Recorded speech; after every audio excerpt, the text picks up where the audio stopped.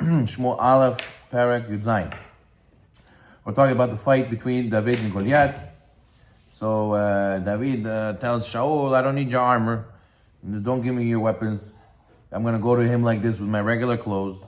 He took 5 smooth stones, put it in his bag, knapsack, slingshot, and he goes to fight Goliath. So the commentaries over here are busy with why he took 5 stones. So the Midrash Shemuel says, one for Hashem, one cursed by Goliath, one for Aaron HaKohen, and because he's serving as Goel Adam, because Goliath killed Chofri and Pinchas. And then one for each of the 3 Avot. So it comes out one for Hashem, one for Aaron HaKohen, and the 3 Avot, 5 stones.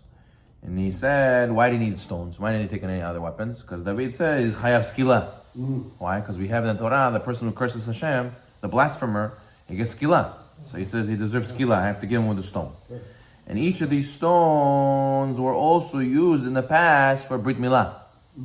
Because we know Avraham Avinu used a stone to do Brit Milah. Yitzchak. Third one was used by Tzipporah and Moshe Rabbeinu. And the remaining 2 were used by Yoshua. Before Yoshua entered the land, he had to give Brit Milah to everybody. So he used these stones and took them with him to fight. Now, didn't Goliath wear armor? So how could it hit him in the head? So they say it was a miracle. That when Goliath told David that he'll feed his flesh to the birds, because look what happens. It says that David said to Goliath, "V'yomer David el Plishti, Ata ba elai becherev b'chanit. You come to me with a sword and a spear and a javelin. I'm coming to you with the best weapon. What's the best weapon? Anochi ba'elecha b'shem Hashem tzvakot Elokei Yisrael ma'arachot Yisrael asher charafta. He says, I'm coming to you in the name of Hashem. You think you could beat me? I have the best weapon. I have the invincible name of Hashem. So the commentaries say, and the Mechilta over here, that when the Jews sang the song of praise after Hashem split the sea of Yam Suf, and they drowned the Egyptians, they said, Hashem ish milchama, Hashem shemo. So he says that Hashem is the master of war. What does it mean? It means, how is Hashem the master of war? Hashem shemo. Just Hashem's name is good enough to win the war, to win the battles. You don't need anything more than that. So then he goes, the Pasuk says, on this day you, Hashem, will give me in your hand, give me you into my hand, and then you'll be a carcass, everybody will know, Ki yesh Elokim le'Yisrael, everybody will know there's a God in Israel. So what happened? Goliath starts getting upset, he starts lunging forwards, and then David put it in his hand in a sack, he took a stone, he threw it, וישלח דוד ידו לכלי, ויקח משם אבן, and he hit the Plishti el Mitzho on his forehead. Interesting. The Pasuk says it sunk into his forehead, it penetrated his forehead, and then v'yipol al panav arza. Then he fell on his face. He didn't fall back. He fell forwards. What? כן. כן. נדבר על זה. היה להם קצת איזה דו-שיח במדרש. כן. Between metal and stone. Yes, they had a conversation, and then from then on it was decided that we would do with metal, not with stone. But we're going to see what happened over here in a second. So what happened? So then, so David took the shot. He took one shot. It lodged in his forehead, and he died. And we said the Shemaya obviously went inside. But the question is, why did he fall forward? The Malach pushed him forward. Wow. The Midrash says. Why? Because that way his face will get in the dirt. Meaning because he used his mouth to curse Hashem, Chaz Hashem, so he should get his face stuffed with dirt. Another reason is, Chazal tell us in the Midrash, because he wanted to save David the extra walking distance. Because if he fell back to cut his head, he'll have to walk a long way. He's a giant. So therefore, what? Yes, exactly. Chazal say that in Ketubot, if a person dies facing up, it's a good sign. If a guy dies face down, it's a bad sign. So facing up is a sign that his eyes are always towards Hashem. Face down means he was always Olam Hazeh. So therefore Goliath did not deserve to die facing up. In the laws of Brit Milah, the preacher says as a midrash, that when David was facing Goliath, he took a stone out of his pouch and he hurled it Goliath's way. So when the stone reached the armor of Goliath, so they started having a conversation, the Midrash says. The malach of the stone and the malach of the metal, they had a conversation. So the malach of the stone said, get out of my way. David sent me to go and kill Goliath. You're blocking me. So the metal said, what do you mean? But I'm metal. This is my job. What do you mean? I have to be here I can't just disappear. So he said, listen, if you get out of my way, I'll give you a kavod. What's the kavod? I used to have a mitzvah Brit Milah. He said, I'll give you the mitzvah Brit Milah if you go and get out of my way this one time, make a miracle for me to be able to do David the Melech's wishes. And then from then on, the Prisha says, the minhag became to do always with a metal knife instead of doing a stone. Until then, they used to do stone. They used to sharpen a stone, do Brit Milah. Now they sharpen the knife, they izmal, and they go and they do meal. Technically, it's technically it's if it's kasher. I have to check. I'm not there. So he didn't go through the armor and the. Yeah, I guess. No, so he did. But the question is why? How did it happen? Because he allowed it. Because the malach of the metal agreed. He agreed. For the laws of nature, it shouldn't. So the metal retreats. Yeah. Actually, extend. אולי זה כמו שבועה, הבטיח לו, אז עכשיו הוא כבר לא יכול לעבור, הוא ניקח אבל, זה אבל של נחל, כך הוא עושה אותו חד.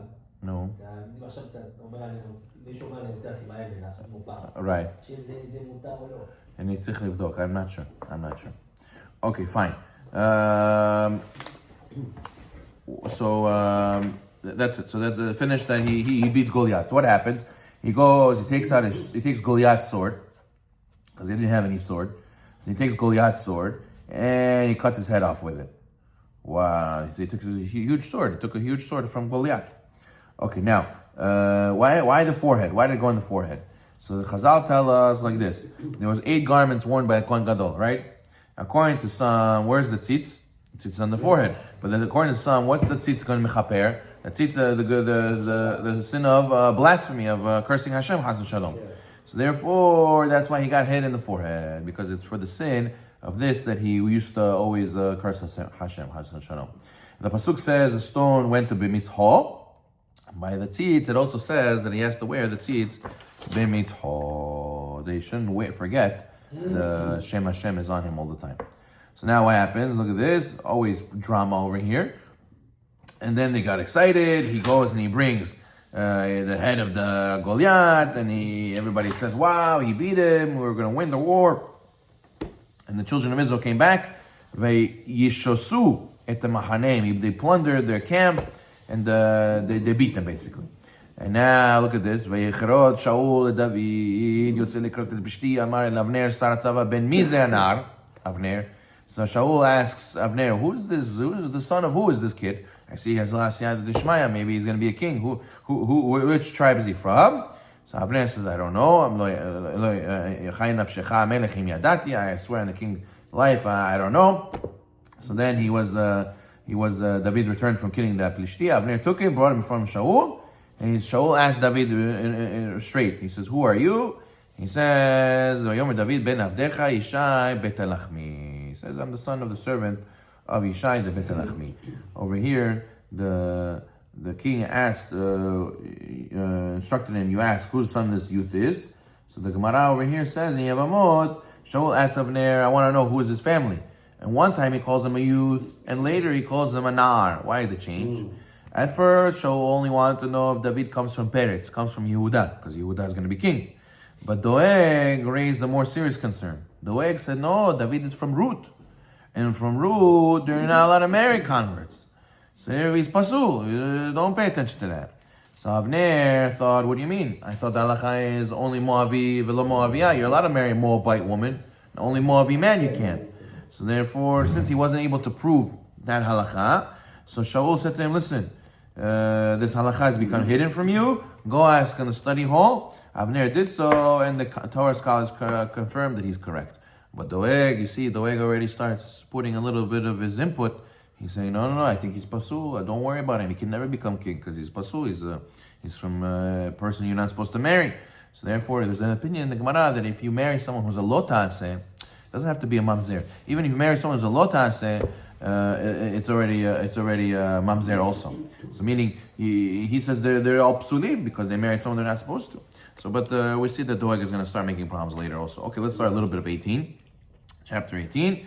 So now David becomes very good friends with his son of Shaul named Yehonatan. כשוב דוד, ויהי ככלתו לדבר אל שאול ונפש יהונתן נקשרה, בנפש דוד, ויאהבהו יונתן כנפשו. Very good friends they become.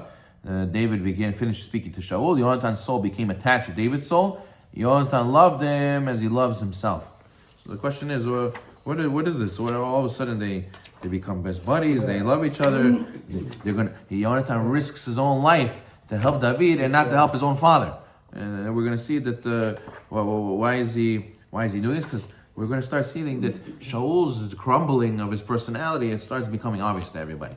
His jealousy and his weird antics, his mistakes. We're going to see that Yonatan sees this and he sees that David is a really good guy. You know, I can't leave him in this kind of situation.